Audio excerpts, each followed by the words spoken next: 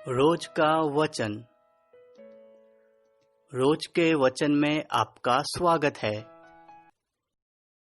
दिन 25। उत्पत्ति अध्याय 49। उत्पत्ति अध्याय 49। फिर याकूब ने अपने पुत्रों को यह कहकर बुलाया कि इकट्ठे हो जाओ, मैं तुमको बताऊंगा कि अंत के दिनों में तुम पर क्या क्या बीतेगा। हे याकूब के पुत्रों, इकट्ठे होकर सुनो, अपने पिता इस्राएल की ओर कान लगाओ। हे रूबेन, तू मेरा जेठा, मेरा बल और मेरे पौरुष का पहला फल है। प्रतिष्ठा का उत्तम भाग और शक्ति का भी उत्तम भाग तू ही है। तू जो जल की नाई उबलने वाला है, इसलिए औरों से श्रेष्ठ न ठहरेगा, क्योंकि तू अपने पिता की खाट पर चढ़ा, तब तूने उसको अशुद्ध किया। वह मेरे बिछोने पर चढ़ गया। शिमोन और लेवी तो भाई भाई है, उनकी तलवारें उपद्रव के हथियार है। हे मेरे जीव, उनके मर्म में न पड़। हे मेरी महिमा, उनकी सभा में मत मिल, क्योंकि उन्होंने कोप से मनुष्यों को घात किया और अपनी ही इच्छा पर चलकर बैलों की पूंछें काटी है। धिक्कार उनके कोप को जो प्रचंड था, और उनके रोष को जो निर्दय था। मैं उन्हें याकूब में अलग अलग और इस्राएल में तितर बितर कर दूंगा। हे यहूदा, तेरे भाई तेरा धन्यवाद करेंगे। तेरा हाथ तेरे शत्रुओं की गर्दन पर पड़ेगा। तेरे पिता के पुत्र तुझे दंडवत करेंगे। यहूदा सिंह का डावरू है। हे मेरे पुत्र, तू अहेर करके गुफा में गया है। वह सिंह व सिंहनी की नाई दबकर बैठ गया, फिर कौन उसको छेड़ेगा?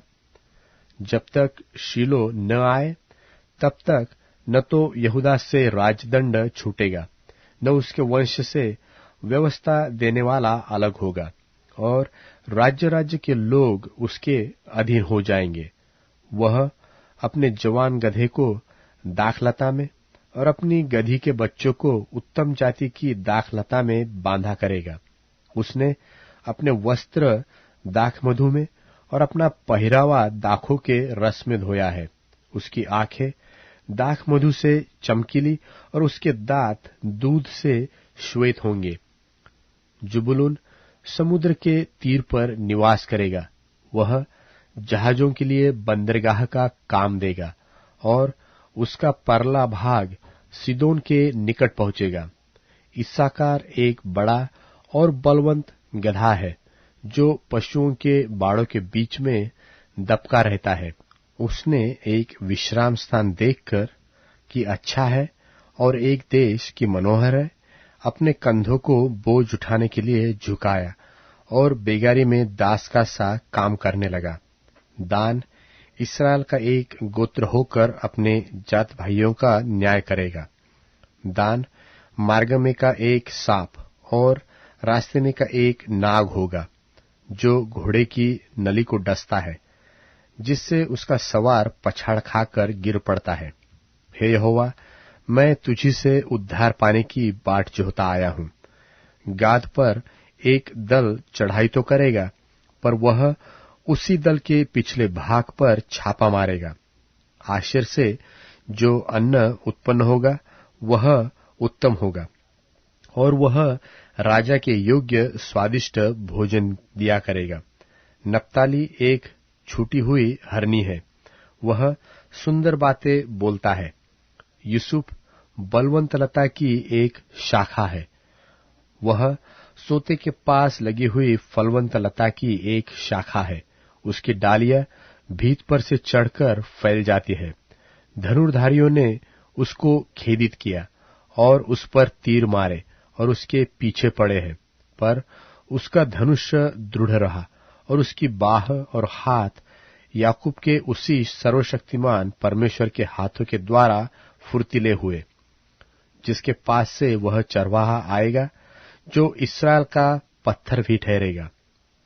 यह तेरे पिता के उस परमेश्वर का काम है, जो तेरी सहायता करेगा, उस सर्वशक्तिमान का जो तुझे ऊपर से आकाश में की आशीषें और नीचे से गहरे जल में की आशीषें और स्तनों और गर्भ की आशीषें देगा।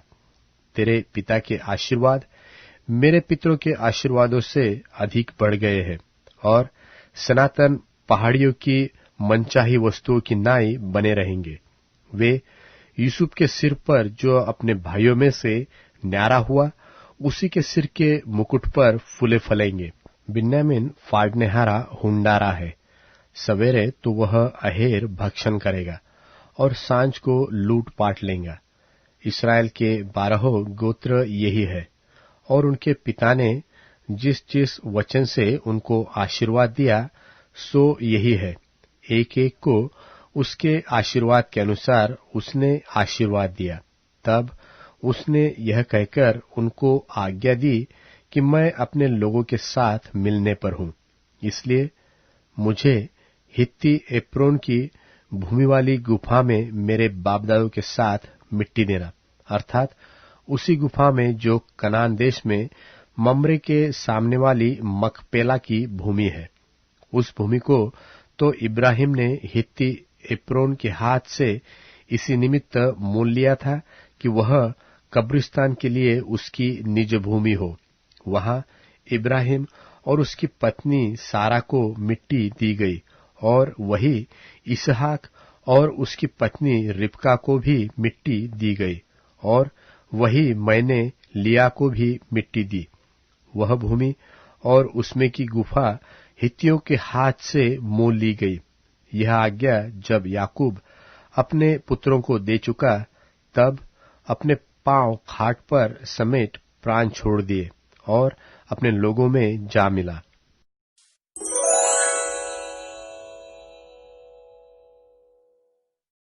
उत्पत्ति अध्याय 50।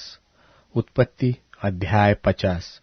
तब यूसुफ अपने पिता के मुंह पर गिरकर रोया और उसे चूमा, और यूसुफ ने उन वैद्यों को जो उसके सेवक थे आज्ञा दी कि मेरे पिता की लोथ में सुगंध द्रव्य भरो। तब वैद्यों ने इस्राएल की लोथ में सुगंध द्रव्य भर दिए, और उसके 40 दिन पूरे हुए, क्योंकि जितनी लोथ में सुगंध द्रव्य भरे जाते हैं उनको इतने ही दिन पूरे लगते हैं। और मिस्री लोग उसके लिए 70 दिन तक विलाप करते रहे। जब उसके विलाप के दिन बीत गए, तब यूसुफ फिरौन के घराने के लोगों से कहने लगा, यदि तुम्हारी अनुग्रह की दृष्टि मुझ पर हो तो मेरी यह विनती फिरौन को सुनाओ कि मेरे पिता ने यह कहकर कि देख मैं मरने पर हूं, मुझे यह शपथ दिलाई कि जो कब्र तूने अपने लिए कनान देश में खुदवाई है उसी में मैं तुझे मिट्टी दूंगा। इसलिए अब मुझे वहां जाकर अपने पिता को मिट्टी देने की आज्ञा दे, तत्पश्चात मैं लौट जाऊंगा। तब फिरौन ने कहा, जाकर अपने पिता की खिलाई हुई शपथ के अनुसार उनको मिट्टी दे। सो यूसुफ अपने पिता को मिट्टी देने के लिए चला, और फिरौन के सब कर्मचारी अर्थात उसके भवन के पुरनिये और मिस्र देश के सब पुरनिये उसके संग चले, और यूसुफ के घर के सब लोग, उसके भाई और उसके पिता के घर के सब लोग भी संग गए। पर वे अपने बाल बच्चों और भेड़ बकरियों और गाय बैलों को गोशेन देश में छोड़ गए, और उसके संग रथ और सवार गए। सो भीड़ बहुत भारी हो गई।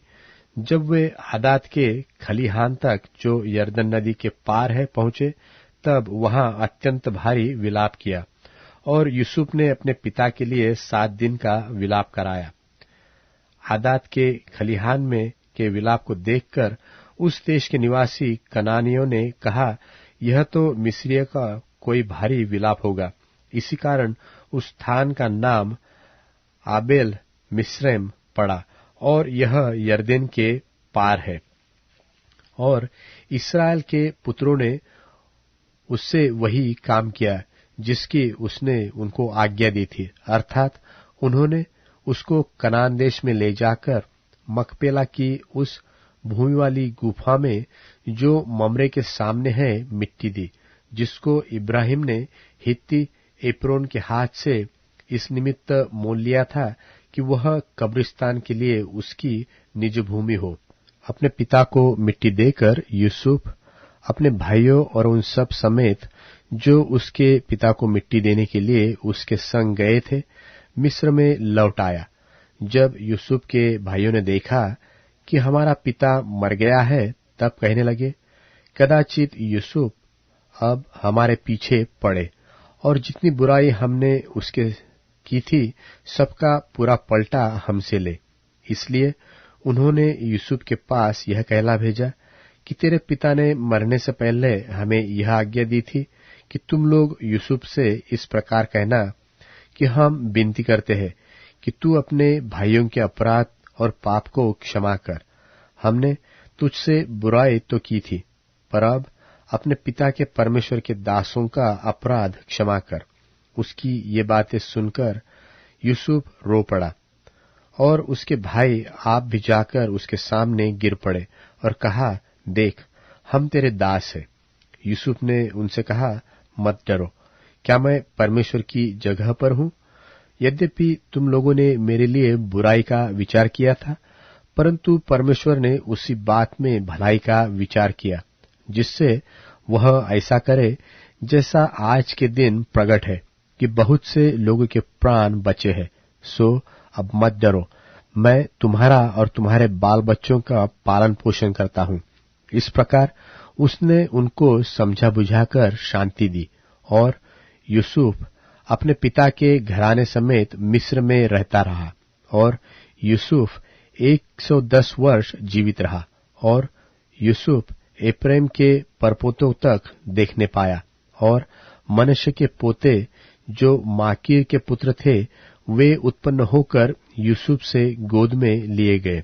और यूसुफ ने अपने भाइयों से कहा, मैं तो मरने पर हूं, परंतु परमेश्वर निश्चय तुम्हारी सुधि लेगा और तुम्हें इस देश से निकालकर उस देश में पहुंचा देगा जिसके देने की उसने इब्राहिम, इसहाक और याकूब से शपथ खाई थी। फिर यूसुफ ने इस्राएलियों से यह कहकर कि परमेश्वर निश्चय तुम्हारी सुधि लेगा, उनको इस विषय की शपथ खिलाई कि हम तेरी हड्डियों को वहां से उस देश में ले जाएंगे। निदान यूसुफ 110 वर्ष का होकर मर गया और उसकी लोथ में सुगंध द्रव्य भर गए और वह लोथ मिस्र में एक संदूक में रखी गई।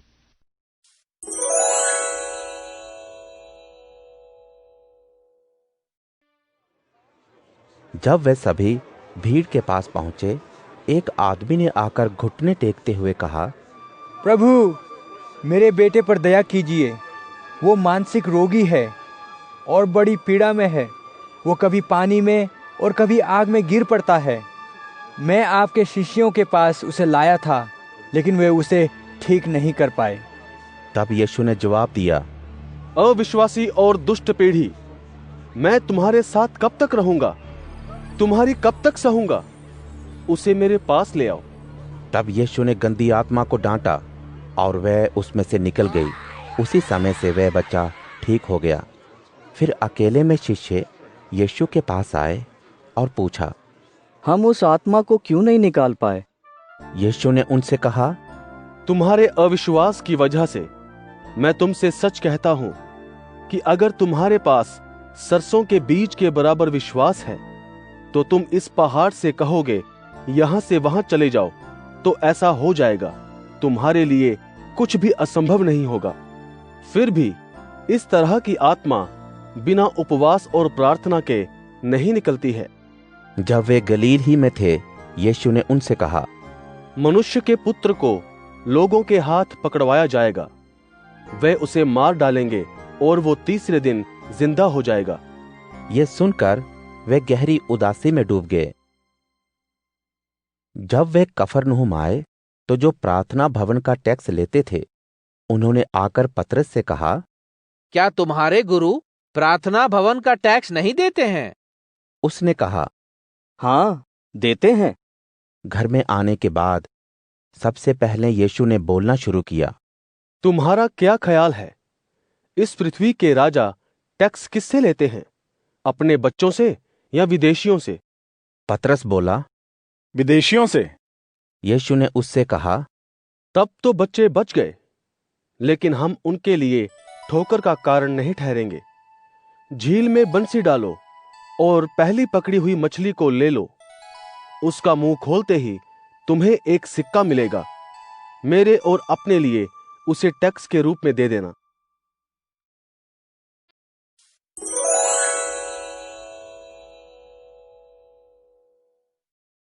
मत्ती अध्याय 18। उस समय शिष्य ये कहते हुए यीशु के पास आए, स्वर्ग के राज्य में सबसे बड़ा कौन है? यीशु ने एक छोटे बच्चे को अपने पास बुलाकर उनके बीच में खड़ा किया और कहा, मैं तुमसे सच कहता हूं कि अगर तुम बदलकर छोटे बच्चों की तरह ना बनो तो स्वर्ग के राज्य में दाखिल नहीं हो सकते। इसलिए जो कोई इस छोटे बच्चे की तरह अपने आप को दीन करता है, वही स्वर्ग के राज्य में सबसे बड़ा होगा। और जो ऐसे किसी छोटे बच्चे को मेरे नाम में ग्रहण करता है, वो मुझे ग्रहण करता है। लेकिन जो इन छोटों में से मुझ पर विश्वास करने वाले किसी एक को चोट पहुंचाए, उसके लिए भला ये होगा कि एक चक्की का पत्थर उसकी गर्दन में बांधकर उसे समुद्र की गहराई में डाल दिया जाए। ठोकरों के कारण दुनिया पर हाय, ठोकरें तो लगेगी, लेकिन उस व्यक्ति पर हाय जिसके जरिए ठोकर लगती है। इसलिए अगर तुम्हारा हाथ या पैर तुम्हें ठोकर पहुंचाए तो काट कर अपने से दूर फेंक देना। बेहतर यह है कि तुम लंगड़े या अपंग स्वर्ग में प्रवेश करो, बजाय ये कि 2 हाथों और 2 पैरों के रहते हमेशा के लिए आग में डाले जाओ। अगर तुम्हारी आंख तुम्हें ठोकर खिलाए तो इसे निकालकर अपने से दूर फेंक देना। ये अच्छा है अंधे होकर तुम जीवन में प्रवेश करो, बजाय इसके कि तुम 2 आंखों के साथ नरक की आग में डाले जाओ।